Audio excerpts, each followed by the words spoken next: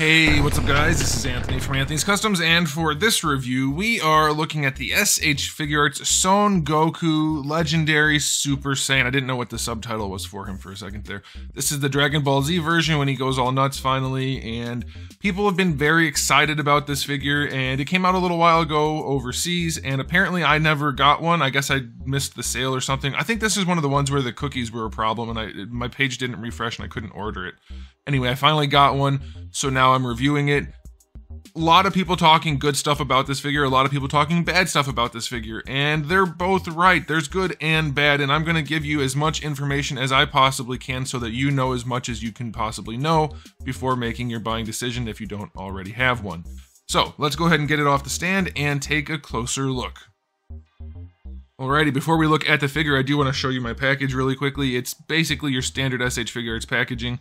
Yellow as you might expect. Decent pose on the front, can't really see what's going on up here, so that's not ideal, but they did get the head at the top, so I guess that's what they were going for, so that's okay. On the side, I don't know about that. I guess they're trying to show the torn pants. But yeah, it's not the most impressive packaging. They've had better ones. I mean, they're all the same style, but I do like to see when they have a really nice looking side. I think these are okay. It would have been better to have this probably on top. And then anyway, it's okay. And then the back, we see some photos here that do make the figure look better than it does in person for sure. They always do. Every company always uses generous lighting, and his shadows on here are just nuts. The skin tone's way nicer, and the shadows make him look so much better here than the figure. The hair is an entirely different color. Like, this is not the same thing that's in the package, not really, which is a little bit unfortunate, but otherwise it's your standard packaging. It is from the Vietnam factory, which is interesting. They tend to save the bigger releases for the Chinese factory, it seems, but maybe not. Really quick, guys, before we get into the rest of the video, I do want to talk about the sponsor of today's video, which is Into the AM. They are the wonderful t-shirt people. I have to say, this isn't their slogan. I made that up. Their slogan is something different. I think this is better because it tells you exactly what they do. Granted, they do other things, lots of things, all kinds of different apparel items, but the t-shirts are where it's at, the graphic tees in particular. Can't recommend them enough. They are the best ones I've ever owned. They're not telling me to say that. It's just true. This one, I've probably worn it 100 times. Still looks great. Still looks awesome. Love these shirts. They fit better than any t-shirt I've ever owned, and the printing is better than every shirt I've ever owned. They are wonderful. Do yourself a favor and check them out. There's a link in the description below. It'll save you some money. You can also bundle and do some various other things. Definitely worth it. Even at full price, these things are easily worth it. But with the discounts, you can definitely get yourself some extras. That'd be a good option. I would definitely recommend you guys check them out. Again, there's all kinds of stuff on the website, but graphic tees are what I recommend the most.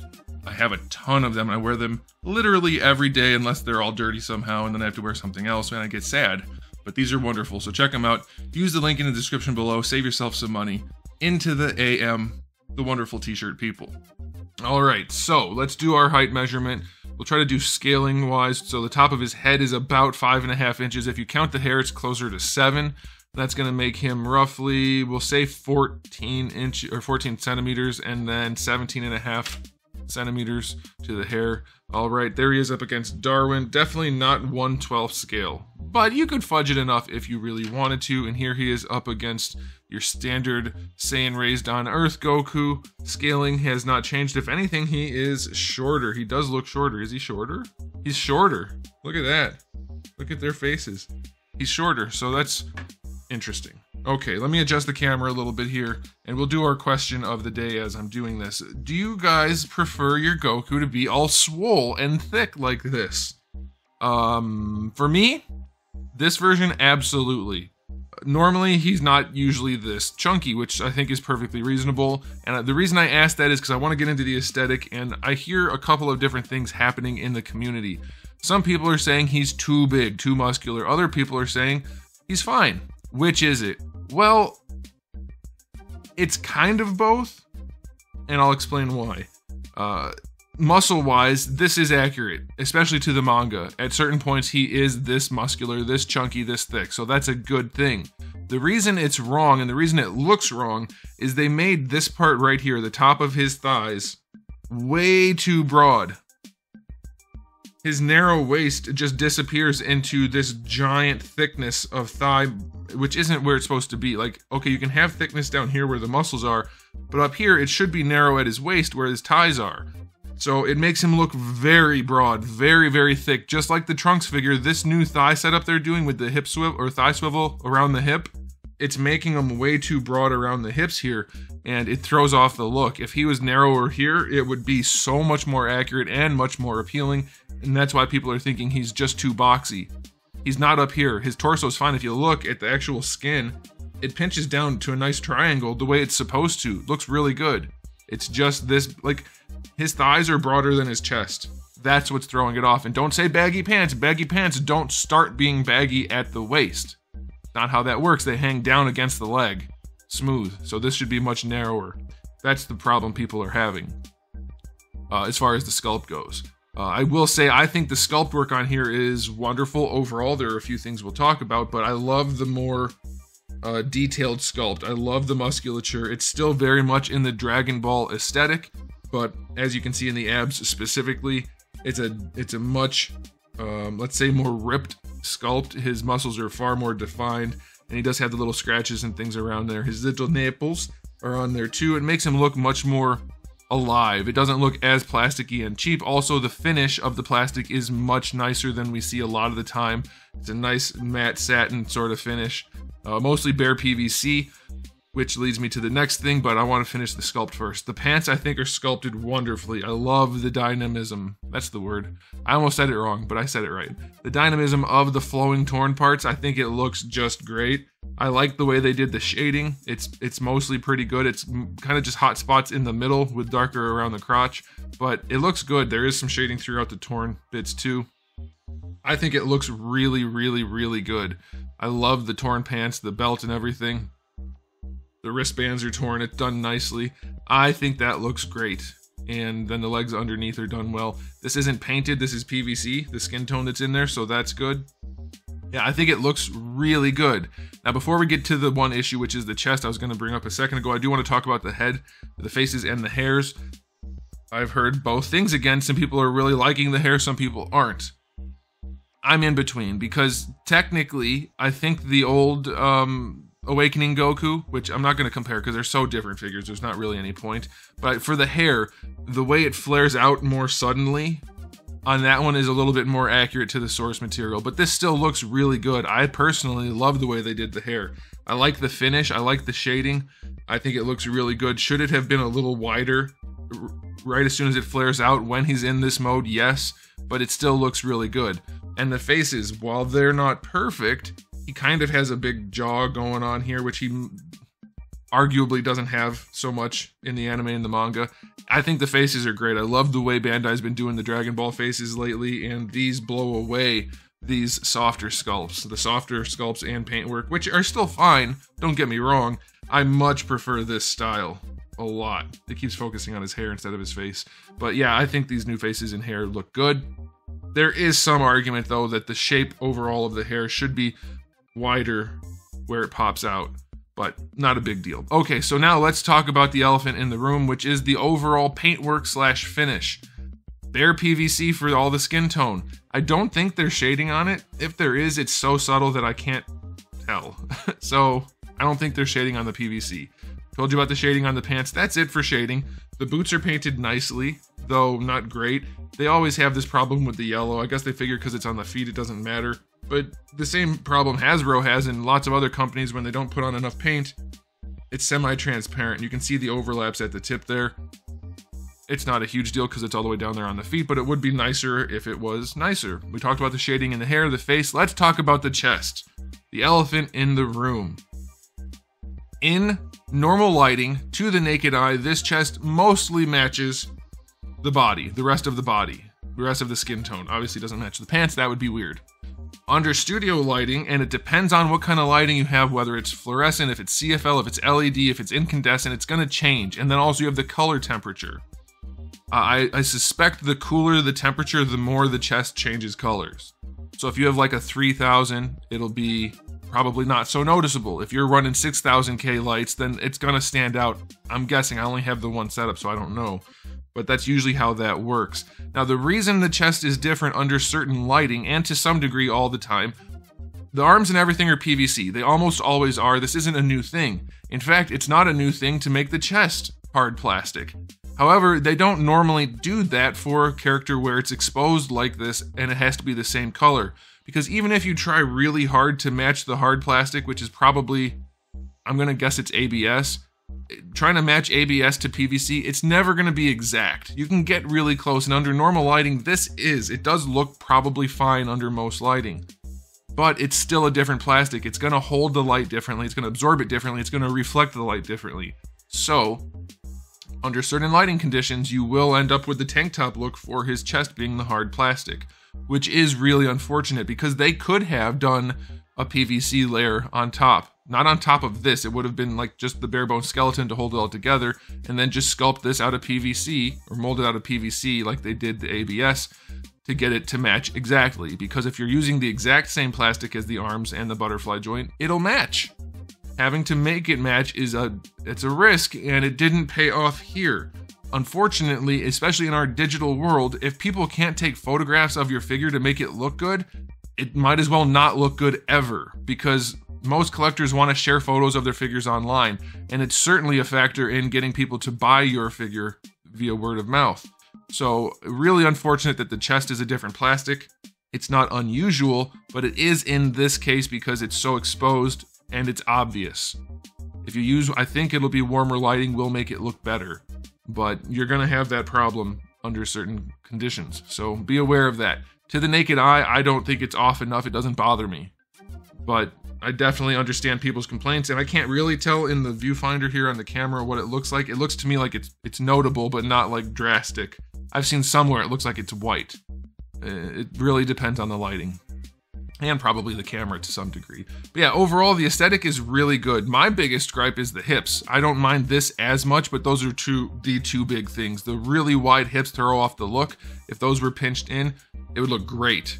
And then if this was the right color. And you could make a third point for the hair, but I don't mind that personally. So yeah, it looks really good. I'm going to go 8 out of 10 overall. I like a lot of the stuff they're doing here, but we definitely have a few issues. Now, as far as accessories go, we have 4 total faces. The one that's kind of angry that comes on him in the package. Then we get the smirking one, the teeth gritted one, and the yelling one. Like I said earlier, I love the way Bandai's doing the faces now, and they look pretty darn good. We have 2 different heads. Well, hairs, I guess. We have the hair that you already saw, which is kind of like the standard Saiyan hair, and then you get the different bangs for it, which is a cool look. I like that. I like that option. That's nice. But then you get the alternate head altogether, which is just the hair blown straight back sort of thing. And I like the hair sculpt a lot, but when you put the face on it, it doesn't line up properly. You can see around the sideburns, it looks pretty weird, so that's unfortunate. I do like it, but I don't think I'm going to display it that way. I think that's more of a throw-in for people who are going to do some photography or something like that. I'm going to go with the standard Saiyan hair personally, maybe with the bangs. For hands, you get the 2 fist hands that come on him in the package, then you get a whole variety of style pose hands, including a set with pegs for his Kamehameha, which we'll get to in a second. You'll note he does not have his jutsu hands, and that's because he hasn't learned that skill yet in the anime or manga. Alright, and then lastly we have the Kamehameha, which is as good as they've ever done. I think it looks really nice. They have shading in 2 spots on the ball, and then throughout the shafts of light, and it holds together nicely, and he holds it nicely, so I like that. That's it. Could we have had another blast effect? I definitely think so. That would have been great, like an actual fired Kamehameha.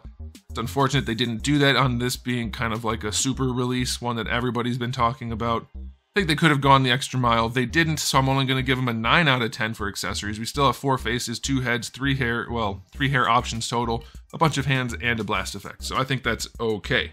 Also, no flight stand, so that's why it's not getting a 10. Alright, let's talk about the articulation. The head, I'm happy to announce, and sad to announce, for a reason, double ball peg, which is wonderful. But you'll note they're still doing their thing where they have a big shaft and a tiny ball. That's not how you want to do it, and I'm gonna show you why. It's better than not having that, for sure, but they need to rework their double ball pegs because you have the same problem with their other joints too.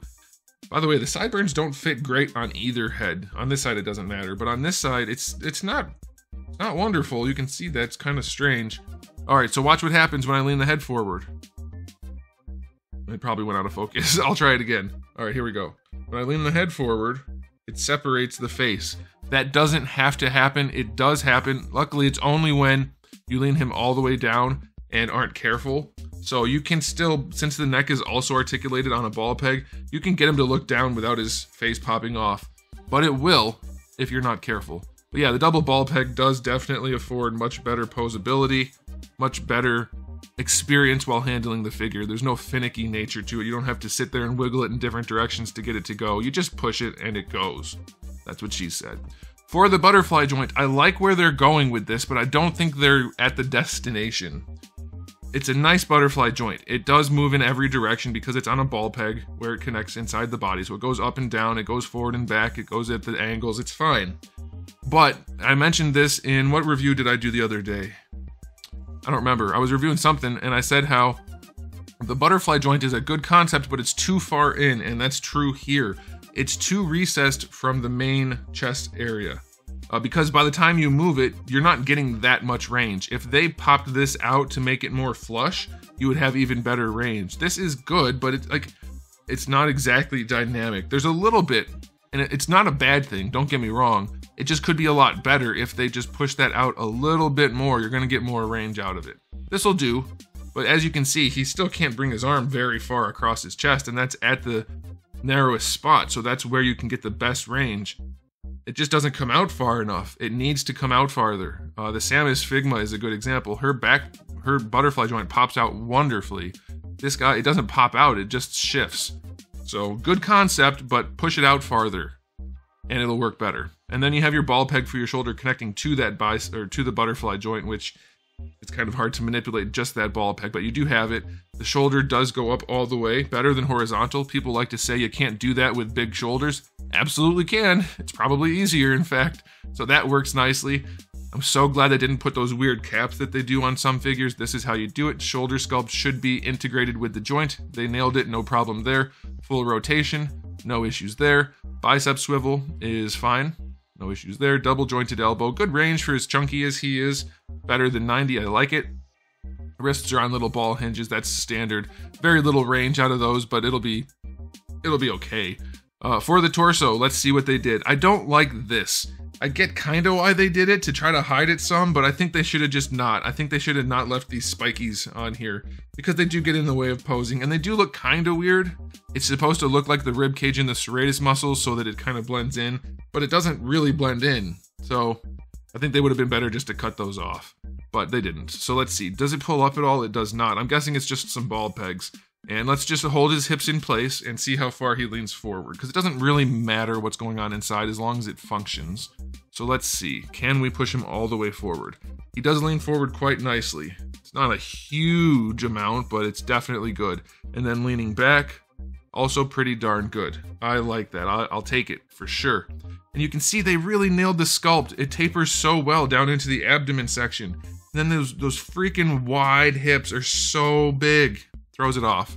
All right, and then leaning to the side works pretty well also. So between this joint and the bottom joint, you're gonna be just fine for the torso. I like that a whole bunch. Question for you guys, is yours glued? Not that. Is yours glued? Because this lip going all the way around here looks like the belt is meant to be glued onto it.